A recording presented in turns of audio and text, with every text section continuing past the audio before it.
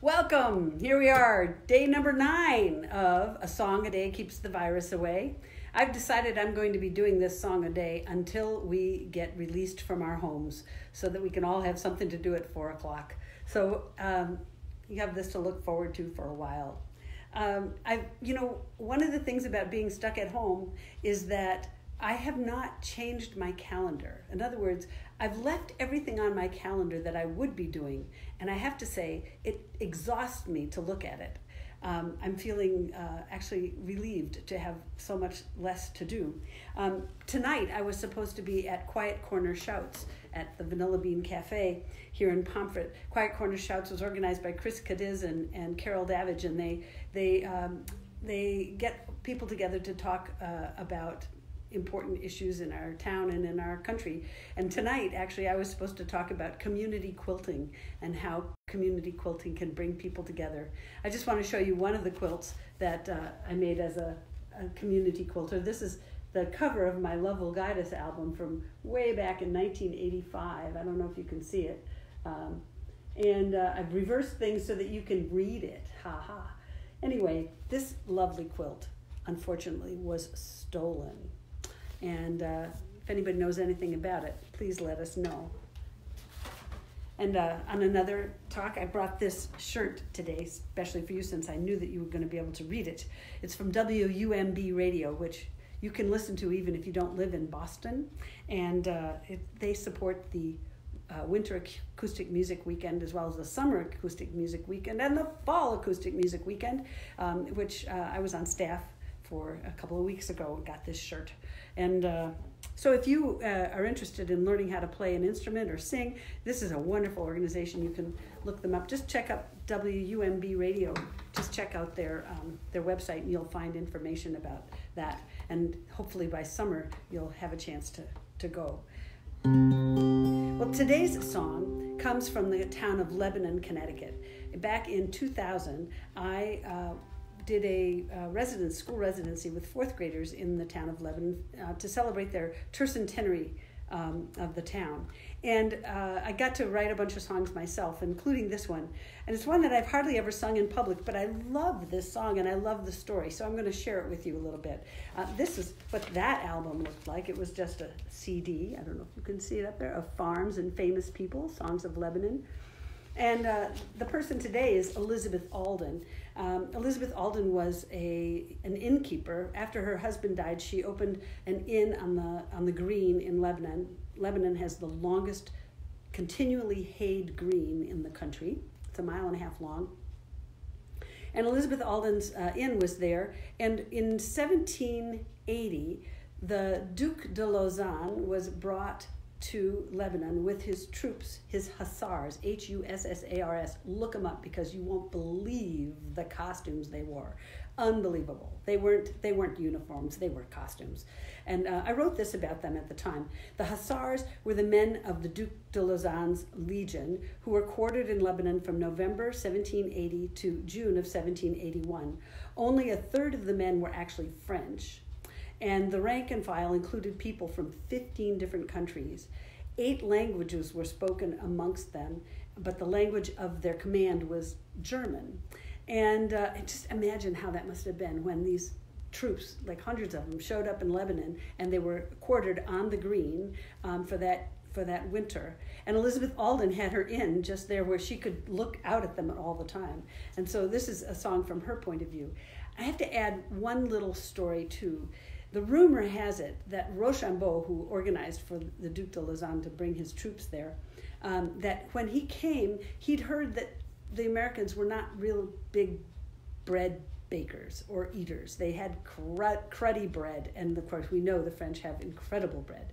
So the ballast of the ship that came across with these troops was bricks. And when they landed in Newport, they took the bricks out, put them in a cart, and along with the troops went up to Lebanon. When they got to Lebanon, they built a huge bread oven on the green so that the troops would have their French bread.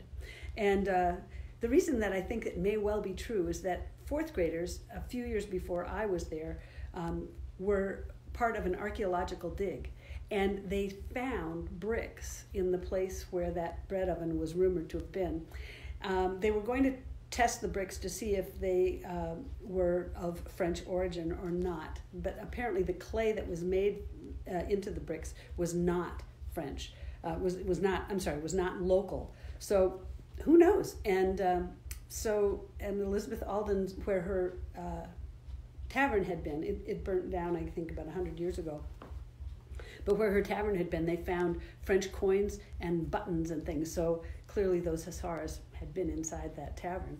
And so this song takes place at about the time when George Washington came to review those troops on his way to Yorktown. So this is your part. I can promise you choruses. Your chorus goes. Huzzah, huzzah, huzzah for the Hussars.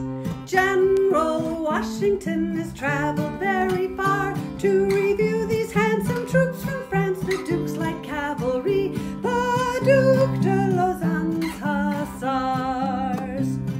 Elizabeth Alden is my name, a widow of some means.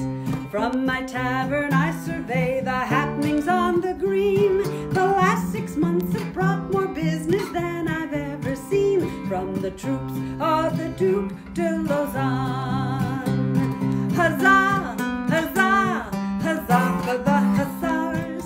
General Washington has traveled very far to review these handsome troops from France. The Duke's light cavalry, the Duc de Lauzan's Hussars.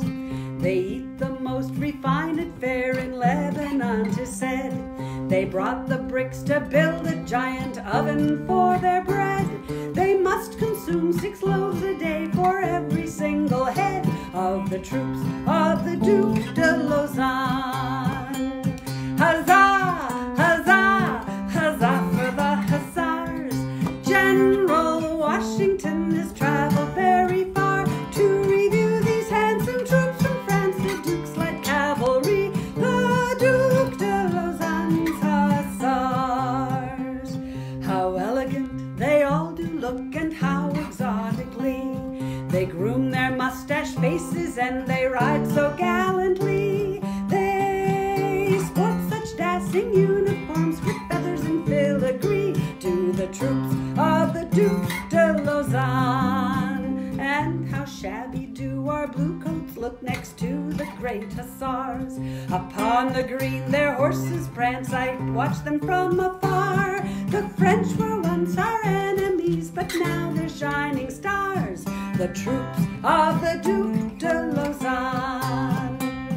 Huzzah, huzzah, huzzah for the Hussars. General Washington has traveled very far to review these handsome troops from France. The Duke's light cavalry, the Duc de Lauzan's Hussars. The man who leads our fight against all British tyranny will pass my doorstep when he comes to review the troops today. I'd serve a fine repast to these leaders happily, to our general and the Duc de Lauzan. Huzzah, huzzah, huzzah for the Hussars. General Washington has traveled very far to review these handsome troops from France. The Duke's light cavalry, the Duc de Lauzan's Hussars, the Duc de Lauzan's Hussars.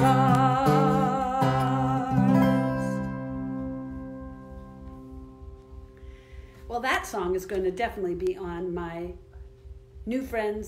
Old Friends I Never Met album, which I'm starting to go in the studio next week, I think. We'll see if we can manage that with the shutdown here. And I wanted to tell you that tomorrow I'm going to be singing a song called Sylvester's Graham Crackers. It's actually the recipe to make graham crackers from scratch. They're named, of course, after Sylvester Graham, who was the great-grandson of John Graham, who lived in Stafford, Connecticut. So this also comes out of a school residency, but it is, in fact, the recipe. And so tomorrow, make sure you have a pencil and paper ready, and I will also try to place this recipe on Facebook for you. These are the most delicious graham crackers you have ever eaten. In fact, they're so good you don't even need marshmallows and chocolate bars. So that'll be tomorrow. And don't forget, next week I'll be here again, 4 o'clock.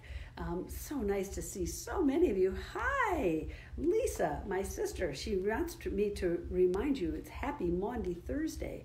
And thank you again to our friends in Providence with whom we Zoomed last night for a Pesach Seder.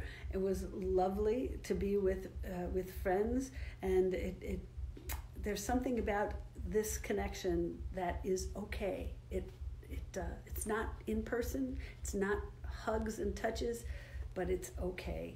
And I wish you all the best. Stay well, stay safe, and talk to you tomorrow. Bye.